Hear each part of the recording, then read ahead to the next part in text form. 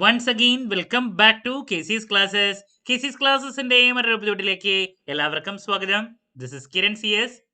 Calicut university BCom BBA 5th semester exams October 30th start ചെയ്യാൻ പോവാണ്. So നമ്മൾ important ക്വസ്റ്റ്യൻസിന്റെ സീരീസ് ആണ് കണ്ടിന്യൂ ചെയ്യുന്നത്. ഓൾറെഡി 2 പ്രോബ്ലം പേപ്പേഴ്സ് ആയിട്ടുള്ള income tax, law and accounts number 1, number 2 accounting for management, ഈ 2 സബ്ജക്ട്സിന്റെയും ഇമ്പോർട്ടൻറ്റ് ക്വസ്റ്റ്യൻസിന്റെ വീഡിയോ ഞാൻ അപ്ലോഡ് ചെയ്ത് കഴിഞ്ഞിട്ടുള്ളതാണ്. കാണാത്തവരുണ്ടെങ്കിൽ കാണാം. സ്മാർട്ട് സ്റ്റഡിക്ക് വളരെ ഹെൽപ്ഫുൾ ആയിരിക്കും. നെക്സ്റ്റ് ഏറ്റവും ഇമ്പോർട്ടൻ്റ് ആയുള്ള തിയറി സബ്ജക്റ്റ് ആണ് 5th സെമസ്റ്റർ സ്റ്റുഡൻസിന്റെ ബിസിനസ് റിസർച്ച് മെത്തേഡ്സ്. ഈ ഒരു സബ്ജക്റ്റിന്റെ എൻറ്റയർ ഡീറ്റെയിൽസിലോട്ടാണ് നമ്മൾ ഇന്ന് കിടക്കുന്നത്. ഏതൊക്കെയാണ് essay ചാപ്റ്റേഴ്സ്, എങ്ങനെ പ്രയോറിറ്റൈസ് ചെയ്ത് പഠിക്കണം, ഒന്ന് പാസ് ആകണമെങ്കിൽ മിനിമം ഫോക്കസ് ചെയ്യേണ്ട ചാപ്റ്റേഴ്സ് ഇതൊക്കെയാണ്. ഇതൊക്കെ നമുക്ക് 1 by 1 ആയിട്ട് ഡിസ്കസ് ചെയ്യാം.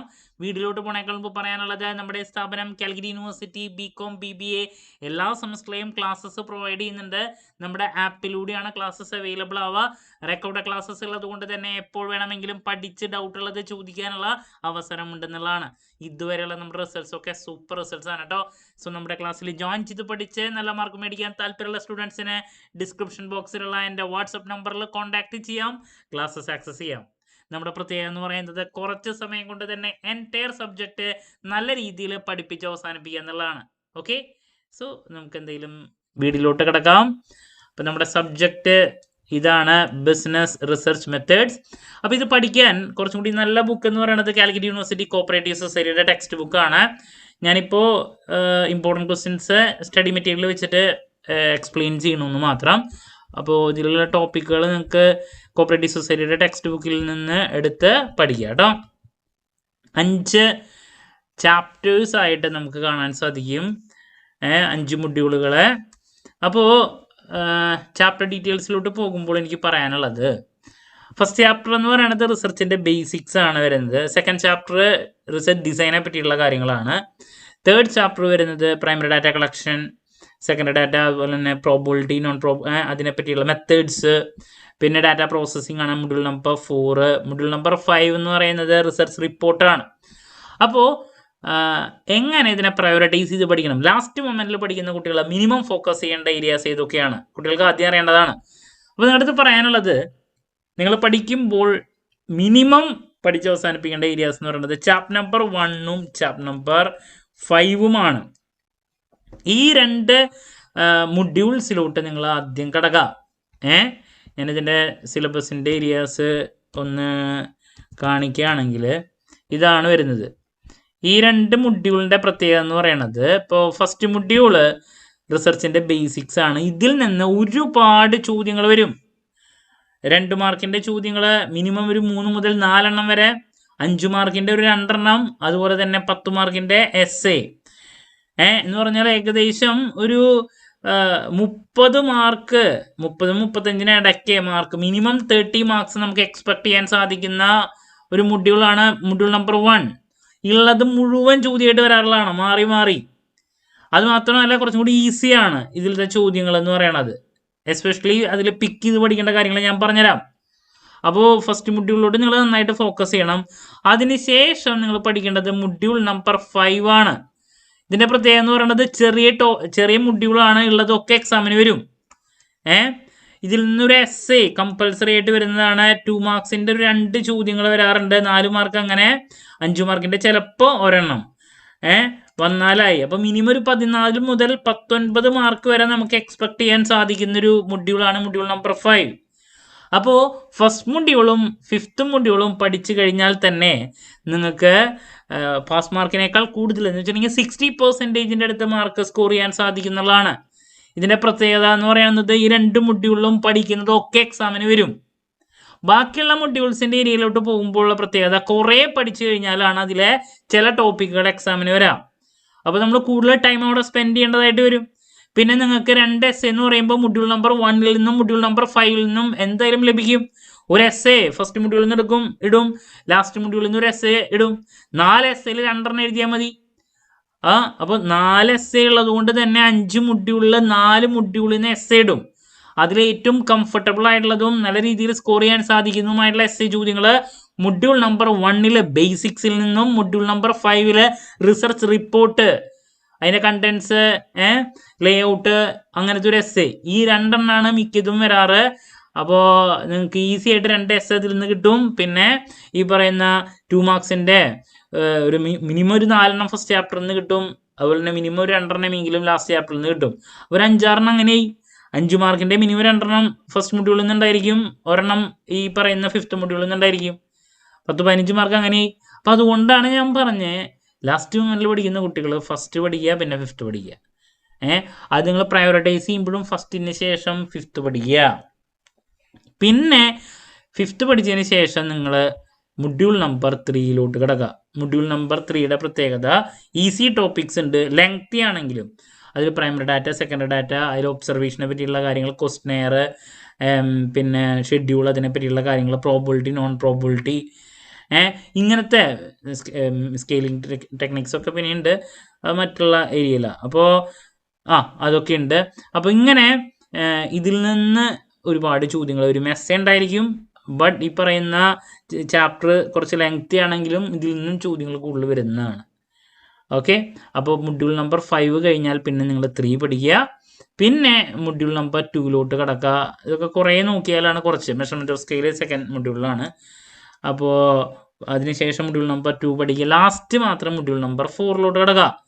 മൊഡ്യൂൾ നമ്പർ 4 കുറേ പ്രോബ്ലംസും കാര്യങ്ങളൊക്കെ കാണാൻ സാധിക്കും. ബട്ട് അതിൽ നിന്നുള്ള ചോദ്യങ്ങൾ കമ്പാരിറ്റീവ്ലി കുറവാണ്.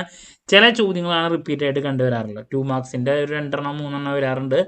5 മാർക്കിൻ്റെ 1 എന്തായാലും ഉണ്ടാവാറുണ്ട്.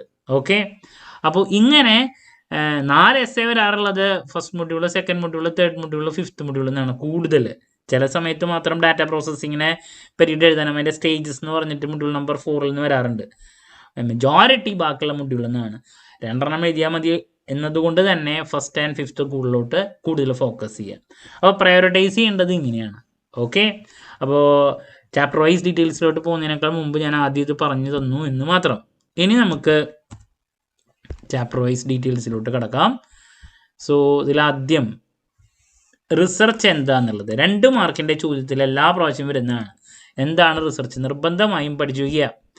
അതിനുശേഷം നമുക്ക് 5 മാർക്സിൻ്റെ ചോദ്യത്തിൽ 2-3 ടോപ്പിക്കുകളുണ്ട്. അതിൽ ഏതെങ്കിലും ഒരെണ്ണം എപ്പോഴും വരുന്നതാണ്. അതിൽ നീഡ് ഫോർ റിസർച്ച് അല്ലെങ്കിൽ ഇമ്പോർട്ടൻസ് നിർബന്ധമായും പഠിക്കുക. 5 മാർക്സിൻ്റെ ചോദ്യത്തിൽ വരാറുള്ളതാണ്.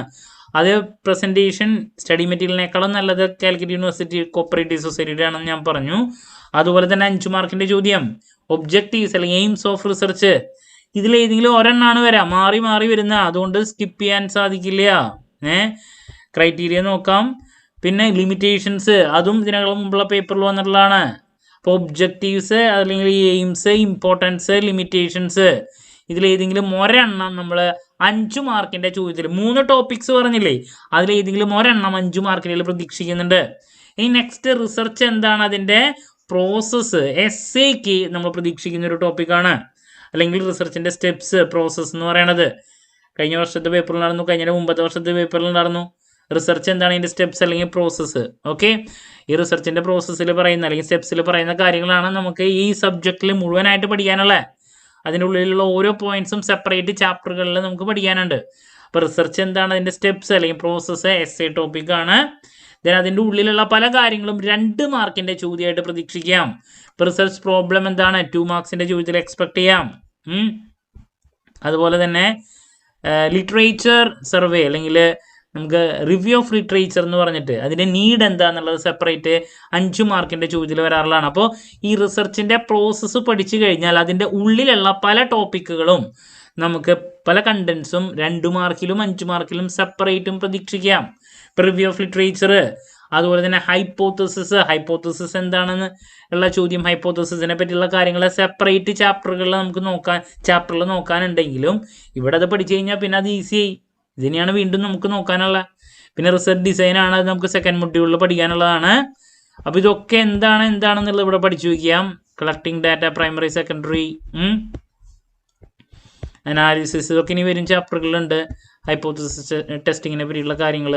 അപ്പോൾ ഇതാണ് ഈ പറയുന്ന റിസർച്ച് റിപ്പോർട്ടിനെ പറ്റിയുള്ള കാര്യങ്ങൾ. ഇതാണ് ഒരു എസ്സേ ടോപ്പിക് എന്ന് പറയുന്നത്. റിസർച്ച് പ്രോബ്ലം എന്താണെന്നുള്ളത് ഞാൻ നേരത്തെ പറഞ്ഞത് നോക്കി വയ്ക്കുക. നെക്സ്റ്റ് വാരിയബിൾസ് എന്താണ്? 2 മാർക്കിൻ്റെ ചോദ്യം. പ്രിപ്പോസിഷൻ എന്താണ്? 2 മാർക്കിൻ്റെ ചോദ്യം. ഇതൊക്കെ 2 മാർക്സിൻ്റെ ചോദ്യത്തിൽ നമുക്ക് പ്രതീക്ഷിക്കാം. ഇനി 5 മാർക്സിൻ്റെ ചോദ്യത്തിൽ ഞാൻ പറയാൻ പോകുന്നതിൽ ഏതെങ്കിലും ഒരെണ്ണം എല്ലാ പ്രാവശ്യവും ഉള്ളതാണ്. അതുമാത്രമല്ല ഏതെങ്കിലും 2 മാർക്കിനും പ്രതീക്ഷിക്കാം. ഇതിൽ ഈ 4 എണ്ണത്തിൽ ഏതെങ്കിലും ഒരെണ്ണം ഡിഫറൻസ് ബിറ്റ്വീൻ ചോദ്യത്തിലെ 5 മാർക്സിൽ പ്രതീക്ഷിക്കാം. മൊത്തം അല്ല വരാറ് ടൈപ്സ് ഓഫ് റിസർച്ചിൽ. വേണമെങ്കിൽ ടൈപ്സ് ഓഫ് റിസർച്ച് എസ് ആയിട്ടും ചോദിക്കുക കേട്ടോ. എന്താണ് research? Explain different types of research. ഇപ്പോൾ പ്രോസസ്സ് ഒരു എസ് എ ടോപ്പിക്കാണ്, ടൈപ്സും എസ് എ ടോപ്പിക്കാണ്. ഈ പറയുന്ന ടൈപ്സിൽ ഏതെങ്കിലും ഒരെണ്ണം സെപ്പറേറ്റ് 5 മാർക്കിലും എക്സ്പെക്ട് ചെയ്യാം. അതിലാദ്യം ഫണ്ടമെൻ്റൽ ആൻഡ് അപ്ലൈഡ് റിസർച്ച് തമ്മിലുള്ള difference, descriptive and analytical, quantitative and qualitative, conceptual and empirical. ഇതിൽ ഏറ്റവും കൂടുതൽ റിപ്പീറ്റ് ആയിട്ട് കണ്ടിട്ടുള്ളത് ഡിഫറൻസ് ബിറ്റ്വീനിൽ ഇപ്പോൾ അപ്ലൈഡും പ്യുവറും തമ്മിലുള്ള ഡിഫറൻസ്. അപ്ലൈഡും പ്യുവറിനെ പറയാനാണ് ഈ ഫണ്ടമെൻ്റൽ. അപ്പോൾ അപ്ലൈഡ് ഇതിനായിട്ട് മുമ്പത്തെ പേപ്പറിൽ വന്നിട്ടുള്ള ഒന്നാണ്. Then next quantitative and qualitative research തമ്മിലുള്ള ഡിഫറൻസ് ഇതിനായിട്ട് മുമ്പത്തെ പേപ്പറുകളിൽ കണ്ടിട്ടുള്ളതാണ്. അപ്പോൾ ഇതൊക്കെ നിർബന്ധമായി നോക്കി വയ്ക്കണം. അപ്പോൾ അപ്ലൈഡ്, പ്യുവർ, ക്വാളിറ്റേറ്റീവ്, ക്വാണ്ടിറ്റേറ്റീവ്, അതുപോലെ തന്നെ ഈ പറഞ്ഞ ഡിസ്ക്രിപ്റ്റീവ്, അതൊക്കെ നോക്കി വയ്ക്കുക. ഈ ആദ്യത്തെയും മൂന്നാമത്തെയും റിപ്പീറ്റ് കണ്ടിട്ടുള്ളതാണ് കേട്ടോ. ഓക്കെ, അപ്പോൾ എസ് ഐക്കും പ്രതീക്ഷിക്കാം, അതുപോലെ തന്നെ 5 മാർക്കിലും പ്രതീക്ഷിക്കാം. ഓക്കെ, സോ ദാറ്റ്സ് അബൌട്ട് ആ ഒരു ടോപ്പിക്ക്. പിന്നെ ഹൈപ്പോത്തസിസ് എന്താണ്? ഹൈപ്പോത്തസിസിനെ പറ്റിയുള്ളൊരു ചോദ്യം 2 മാർക്കിൽ പ്രതീക്ഷിക്കാം. നൾ ഹൈപ്പോത്തസിസ് എന്താണ്? ഓൾട്ടർനേറ്റീവ് എന്താണ്? കോമ്പോസിറ്റ് നൾ ഓൾട്ടർനേറ്റീവ്, ഇതൊക്കെ എന്താണെന്നുള്ളത് നോക്കി വയ്ക്കുക 2 മാർക്സിൻ്റെ കേട്ടോ. Null alternative. പിന്നെ തിയറി എന്താണെന്നുള്ളത് നോക്കാം. പിന്നെ ഈ ഒരു ടോപ്പിക്ക് നിർബന്ധമായി നോക്കണം. ഡിഡക്ഷൻ എന്താണ്? ഇൻഡക്ഷൻ എന്താണ്? 2 മാർക്സിലോ 5 മാർക്സിലോ എക്സ്പെക്ട് ചെയ്യാം. ഇൻഡക്ഷനും ഡിഡക്ഷനും തമ്മിലുള്ള ഡിഫറൻസ്, ഇൻഡക്ഷൻ എന്താണ്, ഡിഡക്ഷൻ എന്താണ്, ഒരു കാരണവശാലും സ്കിപ്പ് ചെയ്യരുത്. ഞാൻ പറഞ്ഞേ ഫസ്റ്റ് ചാപ്റ്ററിലുള്ള എല്ലാ ടോപ്പിക്കുകളും റിപ്പീറ്റ് ആണ്, മിക്ക പേപ്പറുകളിലും നമുക്ക് കാണാൻ സാധിക്കും. That's about first module. അപ്പോൾ ഫസ്റ്റ് മൊഡ്യൂളിൽ ഞാൻ പറഞ്ഞ 2 മാർക്സിൻ്റെ ചോദ്യങ്ങളൊക്കെ നോക്കുക. അതുപോലെ തന്നെ എസ് ഐക്ക് ഡിഫറെൻറ്റ് ടൈപ്സ്, പ്രോസസ്സ്, ഇതിൽ ഏതെങ്കിലും ഒരെണ്ണം വരാറുണ്ട്. 5 മാർക്കിൻ്റെ ഡിഫറെൻറ്റ് ടൈപ്സിൽ ഏതെങ്കിലും ഒരെണ്ണം പ്രതീക്ഷിക്കാം. 5 മാർക്കിൻ്റെ ഫസ്റ്റ് ഏരിയയിൽ പറഞ്ഞ ഇമ്പോർട്ടൻസ് ഓഫ് റിസർച്ച്, പർപ്പസ് അല്ലെങ്കിൽ എയിംസ്, ഒബ്ജക്റ്റീവ്സ്, ലിമിറ്റേഷൻസ്, ഇതിൽ ഏതെങ്കിലും ഒരെണ്ണം പ്രതീക്ഷിക്കാം. ലാസ്റ്റ് നമ്മൾ ഡിസ്കസ് ചെയ്ത കാര്യങ്ങൾ നോക്കുക. ഇൻഡക്ഷൻ, ഡിഡക്ഷൻ, പിന്നെ ഹൈപ്പോത്തസിസിനെ പറ്റിയുള്ള കാര്യങ്ങൾ. ഓക്കെ, പിന്നെ റിസർച്ച് പ്രോസസ്സിൻ്റെ ഉള്ളിലുള്ള റിവ്യൂ ഓഫ് ലിറ്ററേച്ചർ അല്ലെങ്കിൽ ഹൈപ്പോത്തസിസ് തന്നെ, ഇതൊക്കെ നമുക്ക് വീണ്ടും റിസർച്ച് ഡിസൈനെ പറ്റിയുള്ള കാര്യങ്ങൾ വീണ്ടും പ്രതീക്ഷിക്കാം. അപ്പോൾ ഈ പറഞ്ഞ ചോദ്യങ്ങളൊന്നും സ്കിപ്പ് ചെയ്യരുത്, ഒക്കെ നമ്മൾ പ്രതീക്ഷിക്കുന്നതാണ്, മാറി മാറി വരും കേട്ടോ. അതാണ് ഫസ്റ്റ് മൊഡ്യൂളിൻ്റെ പ്രത്യേകത, പഠിക്കുന്നൊക്കെ വരും. ഇനി നെക്സ്റ്റ് റിസർച്ച് ഡിസൈൻ ആണ്, ചാപ്റ്റർ നമ്പർ 2. ഇതിൽ റിസർച്ച് ഡിസൈൻ എന്താണ് എന്നുള്ള ചോദ്യം, അതിൻ്റെ നീഡ്, അതുപോലെ തന്നെ കണ്ടൻസ്, എസ് ഐക്ക് ഇതിനായിട്ട് മുമ്പ് വന്നിട്ടുള്ളതാണ്. ഓക്കെ, അപ്പോൾ റിസർച്ച് ഡിസൈൻ എന്താണ് എന്നുള്ളത് പഠിക്കുക. 2 മാർക്സിൻ്റെ നമുക്ക് എക്സ്പെക്ട് ചെയ്യാം. അതിനുശേഷം നമ്മൾ കൂടുതൽ ഫോക്കസ് കൊടുക്കേണ്ടത് അതിൻ്റെ നീഡ്, അതുപോലെ തന്നെ ഞാൻ പറഞ്ഞു ഈ പറയുന്ന കണ്ടൻസ് ഇതിനായിട്ട് മുമ്പ് ചോദിച്ചിട്ടുള്ളതാണ് റിസർച്ച് ഡിസൈനെ പറ്റിയുള്ളത്. നീഡ്, കണ്ടൻസ്, പിന്നെ ഈ വാരിയബിളിലുള്ള ഇതിലെ ചോദ്യങ്ങൾ, ഡിപ്പെൻഡൻറ്റ് വാരിയബിൾ എന്താണ്, ഇൻഡിപെൻഡൻറ്റ് വാരിയബിൾ എന്താണ്, എക്സ്ട്രേനിയസ് വാരിയബിൾ എന്താണ്, ഇതൊക്കെ നമുക്ക് 2 മാർക്കിൻ്റെ ചോദ്യത്തിൽ പലപ്പോഴും കാണാറുള്ളതാണ്, നോക്കി വയ്ക്കുക കേട്ടോ. സോ ദാറ്റ്സ് അബൌട്ട് ആ ഒരു ടോപ്പിക്ക്, റിസർച്ച് ഡിസൈൻ. ഓക്കെ, അപ്പോൾ ഇതിലൊരുപാട് കാര്യങ്ങളുണ്ടെങ്കിൽ ഞാൻ പറഞ്ഞ കാര്യങ്ങൾ കൂടുതൽ നോക്കുക. കണ്ടൻസ്, അതുപോലെ തന്നെ എന്താ പറഞ്ഞ ഈ പറയുന്ന നീഡ്, ഇതൊക്കെ നോക്കി വയ്ക്കുക. നെക്സ്റ്റ് 2 മാർക്സിൻ്റെ ടോപ്പിക്സ് ആണ്. വാലിഡിറ്റി എന്താണ്, അതിൽ ഇൻറ്റേർണൽ വാലിഡിറ്റി എന്താണ് 2 മാർക്സ്, എക്സ്റ്റേണൽ വാലിഡിറ്റി എന്താണ് 2 മാർക്സ്. അപ്പോൾ വാലിഡിറ്റി ഒക്കെ 2 മാർക്സിൻ്റെയിലാണ് പ്രതീക്ഷിക്കുന്നത്. കൺസ്ട്രക്ട് വാലിഡിറ്റി നോക്കി വെച്ചോളൂ, 2 മാർക്സ് ആണ്. ഓക്കെ, അതുപോലെ തന്നെ 2 മാർക്കിൻ്റെ ചോദ്യമാണ്. റിലയബിലിറ്റി എന്താണ് 2 മാർക്കിൻ്റെ ചോദ്യത്തിൽ പ്രതീക്ഷിക്കാം. വാരിയബിൾസ് ഞാൻ നേരത്തെ പറഞ്ഞ് നോക്കി വയ്ക്കണം, എന്താണ് വാരിയബിൾസ്, അതുപോലെ തന്നെ ഡിപ്പെൻഡൻ്റ് എന്താണ്, ഇൻഡിപെൻഡൻ്റ് എന്താണ്, ഇതൊക്കെ നമുക്ക് എക്സ്പെക്ട് ചെയ്യാം 2 മാർക്സിൻ്റെ ചോദ്യത്തിൽ. ഇൻ്റർവെയിനിങ് വാരിയബിൾസ്, അതിൻ്റെ കൺസെപ്റ്റ്, മോഡറേറ്റിംഗ് വാരിയബിൾസ്. അപ്പോൾ വാരിയബിൾ എന്താണ്, ഡിഫറെൻറ്റ് ടൈപ്സ് ഓഫ് വാരിയബിൾസ് നോക്കി വയ്ക്കണം. ഇതൊക്കെ 5 മാർക്ക് 2 മാർക്കിൻ്റെ ചോദ്യങ്ങളാണ്. നെക്സ്റ്റ് മെഷർമെൻ്റ് ആണ്. അതിൽ ലെവൽ ഓഫ് മെഷർമെൻറ്റ്, 5 മാർക്കിന്റെ ചോദ്യത്തിൽ പ്രതീക്ഷിക്കാം measurement of scales, nominal, ordinal, interval ratio. ഇതിൽ ഏതെങ്കിലും ഒരെണ്ണം 2 മാർക്കിന്റെ ചോദ്യമായിട്ടും ലെവൽ ഓഫ് മെഷർമെന്റ് എക്സ്പ്ലെയിൻ ചെയ്യാൻ വേണ്ടിയിട്ട് ചിലപ്പോൾ 5 മാർക്കിന്റെ ചോദ്യവും വരാറുണ്ട്. വളരെ ഇമ്പോർട്ടൻ്റ് ആണ് ഈ പറഞ്ഞ കാര്യങ്ങളൊക്കെ കേട്ടോ. 2 മാർക്സും 5 മാർക്സിൻ്റെയിലേക്കാണ് നമ്മൾ പ്രതീക്ഷിക്കുന്നത്. ഇനി നെക്സ്റ്റ് നമുക്ക് ഇതിൽ നോക്കാനുള്ളത് ഇതാണെന്നുള്ളത് ചെക്ക് ചെയ്യാം. അപ്പോൾ ഈ പറഞ്ഞൊക്കെ നോക്കുക. വാലിഡിറ്റി, റിലയബിലിറ്റി ഒക്കെ റിപ്പീറ്റായിട്ട് നമ്മൾ ഫോക്കസ് ചെയ്യേണ്ടതാണ്. ഇനി മെയിനായിട്ട് ഫോക്കസ് ചെയ്യേണ്ട ഏരിയ എന്ന് പറയുന്നത് സ്കെയിലിംഗ് ആണ്. റാങ്കിങ് സ്കെയിൽ നോക്കാം. ലിക്കേർഡ് സ്കെയിൽ എന്താണ്? Scaling techniques, different types of scaling അല്ലേ. ലിക്കേർഡ് സ്കെയിൽ എന്താണ്? 2 മാർക്കിൻ്റെ ചോദ്യത്തിൽ നമ്മൾ പ്രതീക്ഷിക്കുന്നുണ്ട്. സെമാൻറ്റിക് ഡിഫറൻഷ്യൽ സ്കെയിൽ എന്താണ്? 2 മാർക്കിൻ്റെ വന്നിട്ടുള്ളതാണ്. ഡിക്കോട്ടമസ് സ്കെയിൽ എന്താണ്? ഡിക്കോട്ടമസ് ക്വസ്റ്റ്യൻസ് എന്താണെന്നുള്ളതും വരും. അതൊക്കെ 2 മാർക്സിൻ്റെയിലേക്കാണ് പ്രതീക്ഷിക്കുന്നത്. അപ്പോൾ ദാറ്റ്സ് അബൌട്ട് നമുക്ക് റിസർച്ച് ഡിസൈനെ പറ്റിയിട്ടുള്ള ചാപ്റ്റർ. റിസർച്ച് ഡിസൈൻ എന്താണ്, അതിൻ്റെ നീഡ് എന്താണ്, അതുപോലെ തന്നെ അതിൻ്റെ ഞാൻ പറഞ്ഞു നീഡ് വളരെ ഇമ്പോർട്ടൻ്റ് ആണ്. അതുപോലെ തന്നെ അതിൻ്റെ കണ്ടൻസ് നോക്കണം. പിന്നെ ഞാൻ നേരത്തെ 2 മാർക്കിൻ്റെയും 5 മാർക്കിൻ്റെയും ഈ ചാപ്റ്ററിൽ റിപ്പീറ്റായിട്ട് പ്രതീക്ഷിക്കുന്ന ടോപ്പിക്കുകൾ പറഞ്ഞു. വാലിഡിറ്റി, റിലയബിലിറ്റി, സ്കെയിലിംഗ് എന്താണ്, മെഷർമെൻറ്റ് ഓഫ് സ്കെയിലിംഗ് എന്താണ്, സ്കെയിലിംഗ് ടെക്നിക്സിൽ ഉള്ള കാര്യങ്ങൾ, അതിലിപ്പോൾ റേറ്റിംഗ് സ്കെയിൽ അല്ലേ, ന്യൂമറിക് അല്ലേ, എന്തൊക്കെയാണ് പറഞ്ഞ സെമാൻറ്റിക് സ്കെയിൽ, ഡിഫറൻഷ്യൽ സ്കെയിൽ, അങ്ങനത്തെ എല്ലാ കാര്യങ്ങളും നോക്കി വെക്കുക. ഡിക്കോട്ടമസ് സ്കെയിൽ ഇതൊക്കെ ഉണ്ട് കേട്ടോ. Okay, so that's about module number 2. Module number 2-നേക്കാളും കുറച്ചുകൂടി സിംപ്ലസ്റ്റ് ടോപ്പിക്സ് എന്ന് പറയുന്നത് ചാപ്റ്റർ നമ്പർ 3-ലാണ് ഡാറ്റ കളക്ഷൻ. അതിൽ പ്രൈമറി എന്താണ്, സെക്കൻഡറി എന്താണ് നിർബന്ധമായും പഠിക്കണം. 2 മാർക്കിൻ്റെ വരാറുണ്ട്. ദെൻ എസ്സേക്ക് പലപ്പോഴും വരാറ് മെത്തേഡ്സ് ഓഫ് കളക്ടിങ് പ്രൈമറി ഡാറ്റയാണ്. അതിൽ ഒബ്സർവേഷൻ വളരെ ഇമ്പോർട്ടൻ്റ് ആണ്. ഇതിൽ നിന്നാണ് എസ്സേ പലപ്പോഴും കണ്ടുവരാറ്. ഒബ്സർവേഷൻ എന്താണ്, അതിലുള്ള മെത്തേഡ്സ് ഇതൊക്കെയാണ്. ഒബ്സർവേഷനിൽ നമ്മൾ ഒബ്സർവേഷൻ മെത്തേഡ്സ്, അതിൻ്റെ മെറിറ്റ്സ്, ഡിമെറിറ്റ്സ്, ഒബ്സർവേഷൻ മെത്തേഡിൽ മെറിറ്റ്സ്, ഡിമെറിറ്റ്സ് ചോദിക്കാറുണ്ട്. Advantages, disadvantages. Okay, observation method വളരെ ഇമ്പോർട്ടൻ്റ് ആണ് കേട്ടോ. സർവേ എന്താണ്? 2 മാർക്കിൻ്റെ ചോദ്യത്തിൽ എക്സ്പെക്ട് ചെയ്യാം. അതിൽ 2 മാർക്കിൻ്റെ എക്സ്പെക്ട് ചെയ്യുന്നതാണ് ടൈപ്സ് ഓഫ് സർവേ. സർവേയിൽ ക്രോസ് സെക്ഷണലും ലോങ്നിറ്റ്യൂഡിനൽ സ്റ്റഡീസും 2 മാർക്കിൻ്റെ പ്രതീക്ഷിക്കാം സെപ്പറേറ്റ്. ദെൻ 2 മാർക്സിൻ്റെ തന്നെ പ്രതീക്ഷിക്കാം സെൻസസും സാമ്പിൾ സർവേയും തമ്മിലുള്ള ഡിഫറൻസ് നിർബന്ധമായും പഠിക്കണം. ദെൻ ഇൻ്റർവ്യൂ എന്താണ്, അതിൽ ടൈപ്സ് ഓഫ് ഇൻ്റർവ്യൂവിൽ ഏതെങ്കിലും ചിലപ്പോൾ 2 മാർക്കിൻ്റെ വരാറുണ്ട്. ഇപ്പോൾ ടെലിഫോണിക് ഇൻ്റർവ്യൂ എന്താണ്, പാനൽ ഇൻ്റർവ്യൂ, ഗ്രൂപ്പ്, ഇങ്ങനെ ഏതെങ്കിലും ഒരു ചോദ്യം വരാറുണ്ട്. ഇനി 5 മാർക്കിൻ്റെ ചോദ്യത്തിൽ പലപ്പോഴും വരാറുള്ള ഒരു ചോദ്യമാണ് ക്വസ്റ്റ്നെയറും ഷെഡ്യൂളും തമ്മിലുള്ള ഡിഫറൻസ് നിർബന്ധമായും പഠിക്കണം.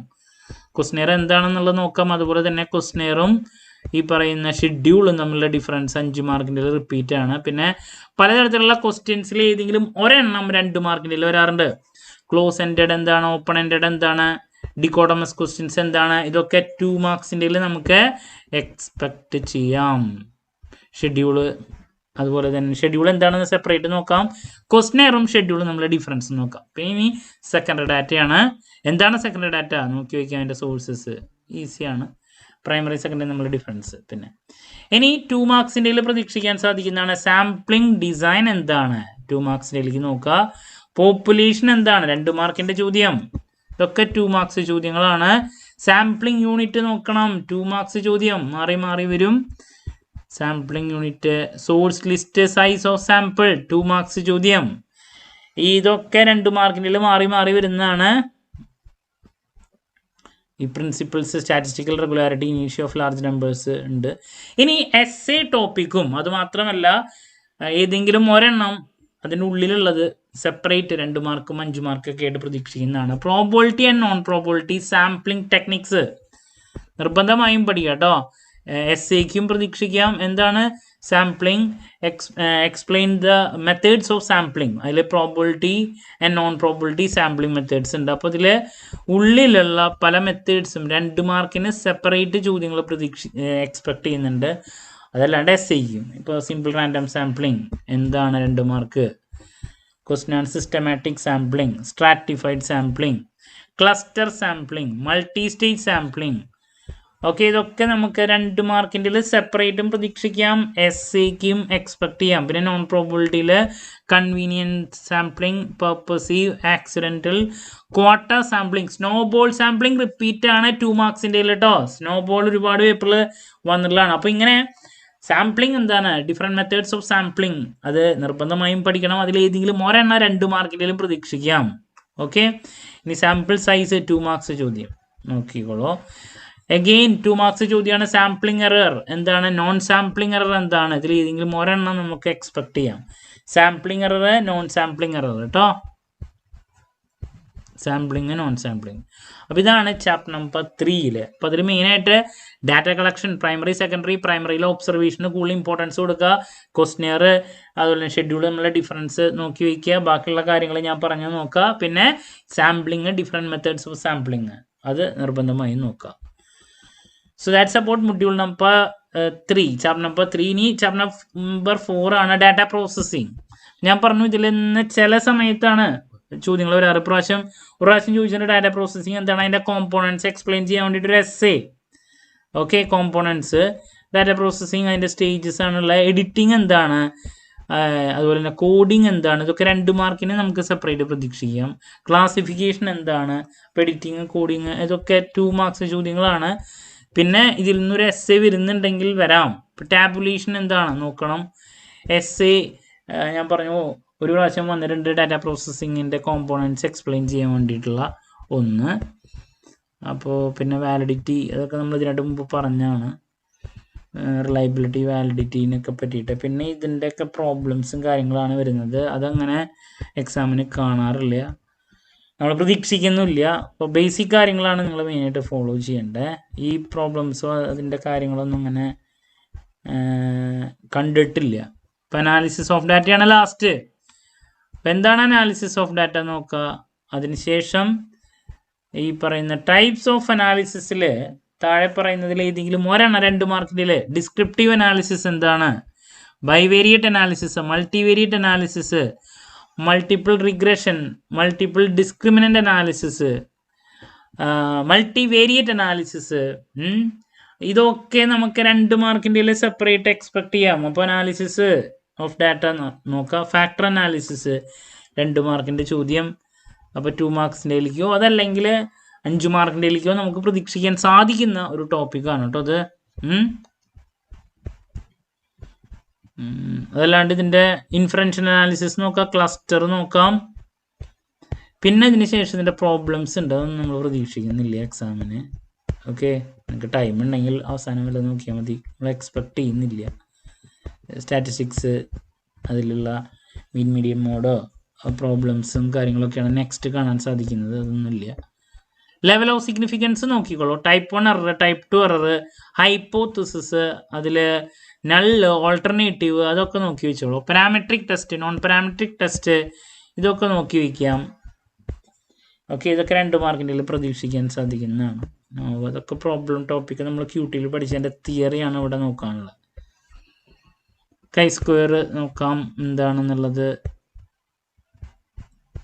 സോ ദാറ്റ്സ് അബൌട്ട് നമുക്ക് മൊഡ്യൂൾ നമ്പർ 4. മൊഡ്യൂൾ നമ്പർ 4ൽ നിന്ന് ഡാറ്റ പ്രോസസ്സിങ്ങിൻ്റെ ബേസിക്സ്, കോഡിങ്, ടാബുലേഷൻ, എഡിറ്റിംഗ്, ഇതൊക്കെയാണ് നോക്കേണ്ടത് ആദ്യം. അതിനുശേഷം ലാസ്റ്റ് കുറച്ച് കാര്യങ്ങൾ ഞാൻ പറഞ്ഞില്ലേ, അങ്ങനത്തെ കാര്യങ്ങളിലോട്ട് എന്ത് ചെയ്യുക, ഫോക്കസ് കൊടുക്കുക. അതല്ലാണ്ടുള്ള പ്രോബ്ലംസ് അങ്ങനെ നോക്കി ടൈം കളയണമെന്നില്ല.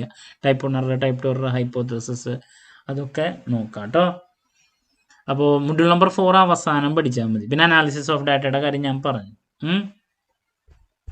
ഫൈനലി മൊഡ്യൂൾ നമ്പർ 5 ചെറിയ ടോപ്പിക്കാണ്, ചാപ്റ്ററാണ്, ഉള്ളതൊക്കെ വരാറുണ്ട്. റിസർച്ച് റിപ്പോർട്ട് എന്താണ്, അതിൻ്റെ നീഡ് നോക്കാം. ദെൻ അതിന് ശേഷം different types of research reports ഉണ്ട്. അപ്പോൾ അതിലേതെങ്കിലും ഒരെണ്ണം നമുക്ക് എക്സ്പെക്ട് ചെയ്യാം. അത് മാത്രമല്ല different types of research report എന്ന് പറയുന്നത് എസ്സേക്കും ചോദിക്കാറുണ്ട്. അപ്പോൾ ടെക്നിക്കൽ റിപ്പോർട്ട് എന്താണ്, അതിനെ പറ്റിയുള്ള കാര്യങ്ങൾ, പോപ്പുലർ റിപ്പോർട്ട് എന്താണ്, അതിനെ പറ്റിയുള്ള കാര്യങ്ങൾ. ഓക്കെ, അപ്പോൾ ഇതൊക്കെ നമുക്ക് റിസർച്ച് റിപ്പോർട്ടിനെ പറ്റിയിട്ടുള്ളതിലുള്ളതാണ്. Different steps in writing report. അതിനേക്കാൾ ഉപരി ഏറ്റവും ഇമ്പോർട്ടൻ്റ് ആയിട്ട് വരുന്നത് ഫോമാറ്റാണ്. ഞാൻ പറഞ്ഞു ലേ ഔട്ട് റിസർച്ച് റിപ്പോർട്ടിൻ്റെ, അത് വളരെ ഇമ്പോർട്ടൻ്റ് ആണ് കേട്ടോ. SA, Leh out of research report അല്ലെങ്കിൽ കണ്ടൻസ് ഓഫ് റിസർച്ച് റിപ്പോർട്ട്, ഇതാണ് എസ്എക്ക് നമ്മൾ എക്സ്പെക്ട് ചെയ്യുന്നത്. റിപ്പീറ്റ് ആണ് എല്ലാ പേപ്പറുകളിലും. കണ്ടൻസ് അല്ലെങ്കിൽ ലേ ഔട്ട് റിസർച്ച് റിപ്പോർട്ടിൻ്റെ. പിന്നെ ചാപ്റ്ററൈസേഷൻ, ഇതൊക്കെയാണ് അതിൽ നോക്കേണ്ടത് കേട്ടോ. ഈ ഒരു ചാപ്റ്ററിലെ റിസർച്ച് റിപ്പോർട്ട് എന്താണ്, അതിൻ്റെ ഡിഫറെൻറ്റ് ടൈപ്സിൽ ഏതെങ്കിലും ഒരെണ്ണം, പിന്നെ ലേ ഔട്ട്, കണ്ടൻസ്, റിസർച്ച് റിപ്പോർട്ടിൻ്റെ അതിനെപ്പറ്റിയുള്ള ചോദ്യങ്ങൾ, ഇതൊക്കെ. കോംപ്രിഹെൻഷൻ എന്താണെന്നുള്ളത് നോക്കിയുള്ളൂ, 2 മാർക്കിന് എക്സ്പെക്ട് ചെയ്യാം. ടോൺ ഒരു പ്രാവശ്യം വന്നിട്ടുണ്ട്. The format of research report. Plagiarism എന്താണ്, 2 മാർക്കിൻ്റെ ചോദ്യം. ബിബ്ലിയോഗ്രഫി എന്താണ്, അങ്ങനത്തെ ലാസ്റ്റ് ഏരിയയിൽ അത് നമുക്ക് കാലിക്കറ്റ് യൂണിവേഴ്സിറ്റി കോപ്പറേറ്റീവ് സൊസൈറ്റിയുടെ ടെക്സ്റ്റ് ബുക്കിൽ കുറച്ചും കൂടി നന്നായിട്ട് കാണാൻ സാധിക്കും. പ്ലേജറിസം എന്താണ്, അതുപോലെ തന്നെ ഞാൻ പറഞ്ഞു ബിബ്ലിയോഗ്രഫി എന്താണ്,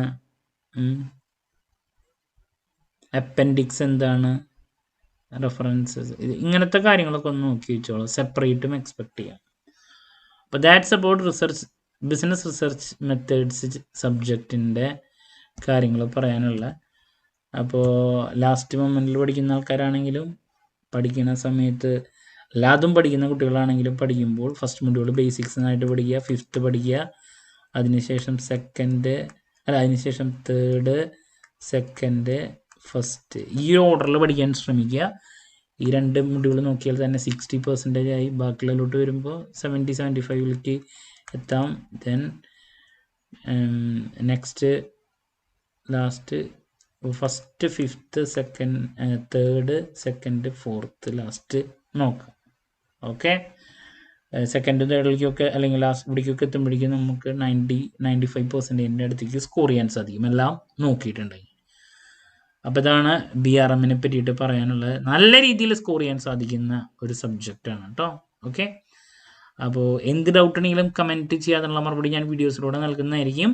നമ്മൾ 3 പ്രോബ്ലം പേപ്പേഴ്സ് 5th സെമസ്റ്ററിലെ കോച്ചിങ് കൊടുക്കുന്നുണ്ട്. Income tax, law and accounts, accounting for management, finance specialise ചെയ്തുള്ള കുട്ടികളുടെ ഫിനാൻഷ്യൽ മാനേജ്മെൻറ്റ്. അപ്പോൾ നിങ്ങൾക്ക് ജോയിൻ ചെയ്യാൻ സാധിക്കും. ഡിസ്ക്രിപ്ഷൻ ബോക്സിലുള്ള എൻ്റെ വാട്സപ്പ് നമ്പറിൽ കോൺടാക്ട് ചെയ്താൽ മതി. അപ്പോൾ ഇനി നെക്സ്റ്റ് സ്പെഷ്യലൈസേഷൻ പേപ്പേഴ്സിൻ്റെ ഇമ്പോർട്ടൻറ്റ് ക്വസ്റ്റ്യൻസിൻ്റെ വീഡിയോ ആയിട്ട് എത്രയും പെട്ടെന്ന് തന്നെ നിങ്ങളുടെ മുമ്പിൽ എത്താമെന്നുള്ള പ്രതീക്ഷയോടെ നിർത്തുന്നു. This is Kiran CS signing off. Have a nice day. Thank U.